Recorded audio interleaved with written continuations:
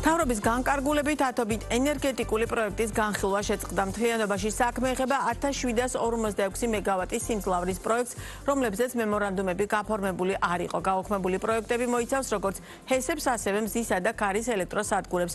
განკარგულებაში წერია, რომ პროექტების გაუქმების მიზეზი რამდენიმეა.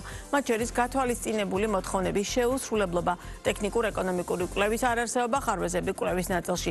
რას ნიშნავს ეს გადაწყვეტილება მზის ენერგობაზრისთვის და ზოგადად რა მდგომარეობაა სექტორში სტუმართან მზის ენერგიის ასოციაციის თანადამფუძნებელთან თორნიკე დარჯანიასთან ერთად ვისაუბრებთ. მოგესალმებით, ძალიან დიდი მადლობა გადაცემაში ჩართვისთვის. მაშასე, როგორ შეაფასებდით თავად ამ გადაწყვეტილებას მთავრობის მხრიდან? რა არის მთავარი განმაპირობებელი ფაქტორი და მერე უკვე ვისაუბროთ იმაზე, რა ძირითად გამოწვევების წინაშე დააყენებს ეს მთლიანობაში სექტორს? მოგესალმებით. ამ გადაწყვეტილებას მთავრობისა სიმართლე გითხრათ ელოდებოდა სექტორი, თან ელოდებოდა დიდი ხნის განმავლობაში, იმიტომ რომ წინა სამინისტროს მენეჯმენტის მიერაც იყო ეს, ასე ვთქვათ, დაპირებული. ეხლა მე აგიხსნით ზოგადად რა ხდებოდა სექტორში. იყო პროექტები, რომელიც ფუცელზე იყო მხოლოდ ასახული და მათი, ასე ვთქვათ, ინვესტორები თუ მეპატრონეები ცდილობდნენ, რომ ეს პროექტები გადაეყიდათ. ეს პროექტები არ ხორციელდებოდა, წლობით იყო, ასე ვთქვათ, სიმძლავრეები დაჯავშნული და შესაბამისად არ ეძლეოდათ ახალ ინვესტორებს, რომლებსაც შეიძლება რომ ქონოდათ ინტერესი ინვესტირების შესაძლებლობა, რომ განეხორციელებინათ პროექტები. ეს ძირითადად იყო ეს, ასე ვთქვათ, ეგრეთ წოდებული ჯავშნები სიმძლავრეებთან მიმართებით. მაგალითად, ბოლო პერიოდში ჩვენ უკვე ვიცოდით, რომ კახეთის რეგიონში აბსოლუტურად სიმძლავრეები იყო განაწილებული და ვინმეს თუ ახალ ინვესტორს თუ მოუნდებოდა რაიმეს გაკეთება, ვერაფერს ვერ გააკეთებდა, იგივე ქართლის ტერიტორიაზეც იგივე მდგომარეობა ჰქონდა აბსოლუტურად ყველგან. ანუ ფაქტიურად ელექტროსისტემაში და სამინისტროში იყო გაცემული მემორანდუმები, რომლებზეც სახელმწიფო ფიქრობდა, რომ ესენი აშენდება, თუმცა რეალობაში ეს პროექტები არ შენდებოდა. ჩვენ ამ განკარგულებაში ჩავხედეთ რა პროექტებიც გაუქმდა. ამ პროექტებთან შეხება ჩვენს კომპანიას არ ქონია არც მზის ენერგიის ასოციაციაში ყოფ კომპანიებს ამ თვალსაზრისით გადაკვეთა არ ქონიათ ამ პროექტებთან. ეს ნიშნავს იმას, რომ ამ გაუქმების შედეგად გამოთავისუფლდება ახალი სიმძლავრე და ახალ ინვესტორებს უკვე შესაძლებლობა მიეცემათ, რომ განახორციელონ ინვესტირება. მაგრამ ყველაზე მნიშვნელოვანი არის ის, რომ თუ ეს სიმძლავრეები გადაეცემათ ახალ ინვესტორებს, იგივე არ განმეორდეს, რაც განმეორდა წინა შემთხვევაში, ანუ თუ ვიღაცა ინვესტორი აიღებს ამ სიმძლავრებს და მოაწეს მემორანდუმს ხელს, მან უნდა განახორციელოს ეს პროექტი. და თუ არ განახორციელებს, ამაზე უნდა იყოს შესაბამისი სანქციები და ეს სანქციები უნდა მოვიდეს აღსრულებაში, იმიტომ რომ ზუსტად პრობლემა იმაში მდგომარეობდა, რომ შეეძლო ინვესტორს გაეფორმებინა მემორანდუმი და წლებით ეტარებინა, ასე ვთქვათ, ეს პროექტები, ვადები გაეხანგრძლივებინა და საბოლოო ჯამში არ აეშენებინა. ეს კი საბოლოო ჯამში აზარალებს როგორც საინვესტიციო გარემოს, ასევე თითოეულ ჩვენთაგანს. ვინაიდან სიმძლავრეები ვერ ვითარდება ქვეყანაში. თქვენ ადრეც გითქვამთ ჩვენს ეთერში საუბრისას სწორედ ეს ნაწილი, რომ რაც ახლა საუბრობთ, რომ რეალურად პრობლემა იყო და ძალიან სერიოზული პრობლემა იყო, როდესაც მემორანდუმები ფორმდებოდა და პრაქტიკულად საქმიანობას არ იწყებდა ესა თუ ის კომპანია ამ პროექტის მემორანდუმის გაფორმების შემდეგაც და ამ ნაწილში თითქოს პასუხსაც არავინ არ სთხოვდა. როგორც მე ხა თქვენი საუბრიდან გამომდინარეც მივხვდი, თქვენ ეთანხმებით მთავრობის ამ გადაწყვეტილებას, მაგრამ ეს მთლიანობაში, ეს ნაბიჯი თვითონ ბიზნეს გარემოს და ენერგეტიკის სექტორში საინვესტიციო გარემოს უარყოფითად აისახება თუ არა, თუ პირიქით დაუშვათ რეალურად უფრო მეტი სტიმული იქნება პატიოსანი და ამ ნაწილში დაუშვათ კეთილსინისიერი კომპანიებისთვის, რომ ეს ნაბიჯი რეალურად კიდევ უფრო მეტ საშუალებას მოგცემთ, რომ უფრო მეტად იაქტიუროთ. ეს არის პროცესის სწორი დასაწყისი.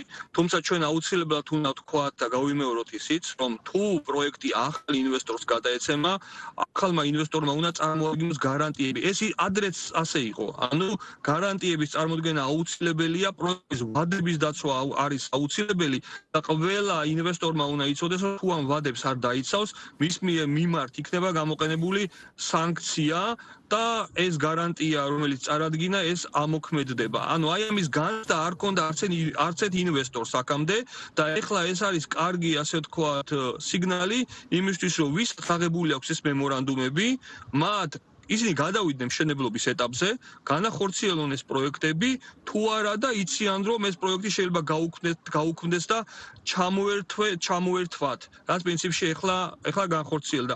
ასე რომ პირველი ეს მოქმედება მთავრობის მიერ სწორი მოქმედებაა, თუმცა ამას უნდა მოჰყვეს სწორი პოლიტიკის გაგრძელება.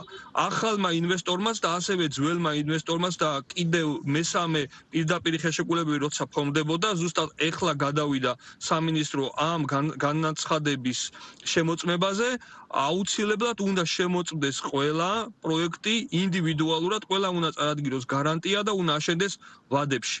ზუსტად აი ეს არის, რასაც მიესალმება ასოციაცია და მზის ენერგეტიკის ყველა სხვა დანარჩენი კომპანიაც. კი ბატონო, თვითონ ბიზნესი რამდენად მზად არის, რომ დაუშვათ აი ეს პროცედურები, რომელიც ახლა თქვენ ახსენეთ, რომ რეალურად ყველა ეს პროცედურა გაიაროს. ამისთვის ბიზნესი რამდენად მზად არის. თან ჩვენ თითქოს ძალიან ვამაყობდით იმ ახალი სქემებითა და მექანიზმებით, რომელიც ამ ნაწილში დაინერგა, მაგრამ საბოლოო ჯამში თითქოს ისე აღმოჩნდა, რომ ეს ნაბიჯები უშედეგო და ეფექტის მომტანი არ იყო. ამიტომაც ვკითხულობ, ბიზნესი რამდენად მზად არის აი ამ პროცედურისთვის, რომელიც თქვენ ახლა აღწერეთ. ჩვენ ხედავთ ახლა გამოცოცხლებას, მაგალითად ჩვენი კომპანიის პროექტთან დაკავშირებით, გუშინ დაგვირეკე, ძალიან აქტიურად გამოვკითხეს ყველაფერი, ვკითხეს ენერგოპროს ნაწილში, მიერთების ნაწილში რა პროგრესი გვაქვს, ასევე გთხოვეს რაღაცა პატარა შენიშვნები იყო და ამისი გამოსწორება, ანუ ხედავთ სამინისტროს მხრიდან აქტიურობას და ეს არის მისასალმებელი. მე არ მომიკითხავ სხვა კომპანიებთან მიმართებით მსგავსი აქტივობა შეინიშნება თუ არა, დარწმუნებული ვარ, რომ ყველას ინდივიდუალურად და ასე ვთქვათ, ყველა პროექტს ინდივიდუალურად განიხილავენ და შემდგომ მიიღებენ გადაწყვეტილებას. ეხლა წარმოვიდგინეთ, რომ დაახლოებით 400-მდე განაცხადი აქვთ მზის ენერგიის პროექტებთან დაკავშირებით მარტო განსახილველი და შეირჩევა, მე დარწმუნებული ვარ, რომ შეირჩევა ისეთი პროექტები, რომლებიც არის რეალური მშენებლობისთვის. იმიტომ რომ აი ეს კრიტერიუმები რომ ამოწმებს სამინისტრო, აბა ენერგოპროს მიერთება გაქვს თუ არ გაქვს, გადახდილი გაქვს თუ არ გაქვს გადასახადები მიერთების და ასე შემდეგ. ამასთანავე ძალიან აკვირდებიან კომპანიას გაწეული აქვს თუ არა უკვე რაღაც ინვესტიცია, მაგალითად აქვს თუ არა უკვე ტერიტორია, მიწის ნაკვეთი შემოღობილია თუ არა. ეს ყველაფერი მეტყველებს იმაზე, რომ ინვესტორი არის სერიოზული, განწყობა არის მნიშვნელოვანი და ზუსტად ასეთ ინვესტორებს და ასეთ პროექტებს უნდა გადაეცეთ მშენებლობის მემორანდუმი და გადავიდნენ უკვე საქმის ასე რომ განხორციელებაზე.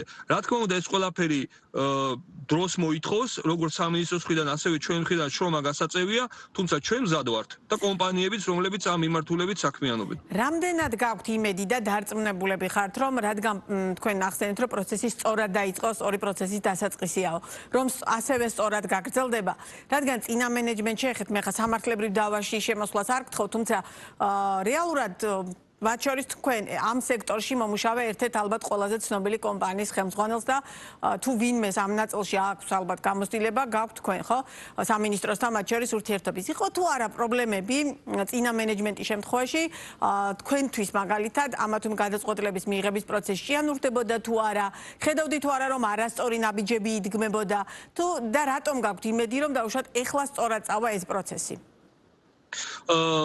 ერთ შეხვედრას გავიხსენებ, სადაც ზუსტად იგივე ითქვა წინა მენეჯმენტის მიერ, რომ ფურცელზე გაფორმებული პროექტები გაუქმდებოდა.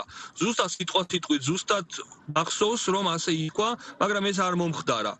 ანუ ფაქტიურად ჩვენ მივიღეთ დაპირება, რომ პროცესი წარიმართებოდა სწრაფად, რეალური პროექტები და დაფინანსებადი პროექტები შეირჩეოდა, მაგრამ ეს ყველაფერი არ მომხდარა. ასევე წინა მენეჯმენტის ფარგლებში ჩვენ მივიღეთ მესამე არა აუქციონი, არამედ პირდაპირ შესხივების ხელშეკრულებები, სადაც ძალიან მაღალი აქტივობა იყო და ფაქტიურად ისე აღმოჩნდა, რომ ეს აქტივობა, ანუ ბიზნესმა ძალიან იაქტიურა, ინვესტორებმა იაქტიურეს, თუმცა პროექტები და ეს განაცხადები მხოლოდ დარჩა სამინისტროში. მოგეხსენებათ, რომ 28 თებერვალი არის 28 თებერვალი იყო ეს განაცხადების წარდგენის პერიოდი და ამ 28 თებერვლის შემდგომ უმეტეს პროექტზე პასუხი გაცემული არ არის. აი ეს მოცემულობა იყო დღემდე. ახლა ვხედავთ აქტიურობას და ჩვენ გვინდა რომ მივესალმოთ ამ აქტიურობას და იმედით დავჩეთ, რომ ეს პროექტები, რომლებიც განაცხადებით არის შეტანილი, გადავა მშენებლობის ეტაპზე. კი ბატონო, ის რომ პასუხი არ იყო, რას უკავშირებთ აი ამ ფაქტს და დაუშვათ ქონდათ თუ არა მცდელობები, რომ რამდენჯერმე მოგეკითხათ თუნდაც რა გადაწყვეტილებას იღებდა სამინისტრო ამ ნაწილში, ყოფილი მენეჯმენტის პირობებში მაქვს საუბარი. ორი ფაქტორი, მაგრამ ამ ორი ფაქტორიდან პირველი ფაქტორი ყველაზე მნიშვნელოვანი არის ის, რომ უბრალოდ ძალიან ბევრი განაცხადი შევიდა. ძალიან ბევრი განაცხადი და არ არსებობდა დღემდეც მე ვფიქრობ, რომ კითხვის ნიშნის ქვეშ დგას კრიტერიუმები. ანუ თუ ჩვენ ვამბობთ, რომ მზის ენერგეტიკაში ვერ აშენდება და ვერ განვითარდება პირობითად თქვა სადღაც 1000 მეგავატზე მეტი, განაცხადი არის შესული 5000-6000 მეგავატის, ასე რომ კითხვის ნიშანი, რომელი პროექტები არის პრიორიტეტული, რომელი უნდა აშენდეს ამ 6000 მეგავატიდან დღემდე ჯერ კიდევ კითხვის ნიშნის ქვეშ დგას. აქედან გამომდინარე ამ კუთხითაც ჯერჯერობით სამინისტროს პოლიტიკა არ აქვს, ანუ არაფერი ასე ვთქვათ ამ კუთხით არ ვიცით და ველოდებით. ჩვენ ახლა ეწეღან ვახსენე პროექტთან დაკავშირებით, რომ ჩვენ დაგვირეკეს და მივიღეთ. ეს არის მეორე CFD აუქციონში გამარჯვებული პროექტი, მაგრამ ეს არ არის პირდაპირი ხელშეკრულებების ხარდაჭერის ფარგლებში გაკეთებული პროექტი, ასე რომ წეღან რაც თქვი 400 განაცხადი თუ შეიძლება მეტიც არის ან ნაკლები, მაგრამ დაახლოებით ეს ციფრი არის, ჯერ კიდევ ველოდება პასუხს. აქედან გამომდინარე, სამინისტროს მიერ კრიტერიუმები დასახვეწია, რომელი პროექტი უნდა გადავიდეს მშენებლობის ეტაპზე, რომელ პროექტს უნდა ეთქვას უარი, ან დროითი თვალსაზრისით დღეს არ აშენდეს და მომავალში აშენდეს. ჩვენ ვიცით, რომ 6000 მეგავატის სიმძლავრის მზის ელექტროსადგურები ელექტროსისტემას არ შეუძლია რომ ამის ინტეგრაცია გააკეთოს თავის ქსელში. აქედან გამომდინარე, აუცილებელი არის სწორი და სამართლიანი კრიტერიუმების შემუშავება, რომ კარგი პროექტები და რეალურად განხორციელებადი პროექტები, რომელიც სისტემაში ინტეგრირებადია, ასეთი პროექტები გადავიდეს მშენებლობის ეტაპზე და განხორციელდეს. ძალიან დიდი მადლობა საინტერესო საუბრისთვის, წარმატებებს გისურვებთ და ბუნებრივია მე თქვენთან ერთად დავაკვირდები, როგორი იქნება ამ შემთხვევაში შედეგები და რამდენად სწორად გაივლის სახელმწიფოც და კერძო სექტორიც აი ამ პროცესს. თორნიკე დარჯანია იყო ბიზნეს პარტნიორის პირდაპირ ეთერის სტუმარი.